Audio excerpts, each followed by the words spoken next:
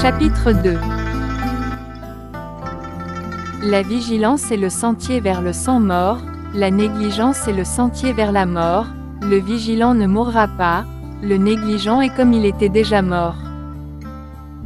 Comprenant cela distinctement, le sage est vigilant, il se réjouit dans la vigilance, se délectant dans le chant des nobles arias. Ceux qui méditent constamment, ceux qui toujours s'efforcent ardemment, réalisent le nirvana, libre de lien, l'incomparable. Par degrés S' accroît la gloire de celui qui est énergique, attentif, pur en action, qui discrimine, contrôle, qui est de vie droite, et vigilant. Par l'effort, l'ardeur, la discipline et le contrôle, que le sage fasse pour lui-même une île qu'aucun flot ne pourra submerger.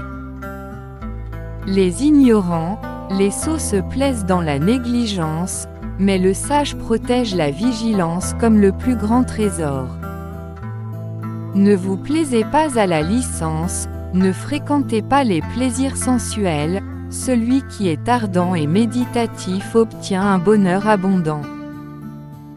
Quand homme sagace rejette la licence à l'aide du mental sain, ce sage sans chagrin monte au palais de sagesse et promène sa vue sur les ignorants qui souffrent, comme un montagnard promène sa vue sur les gens de la plaine.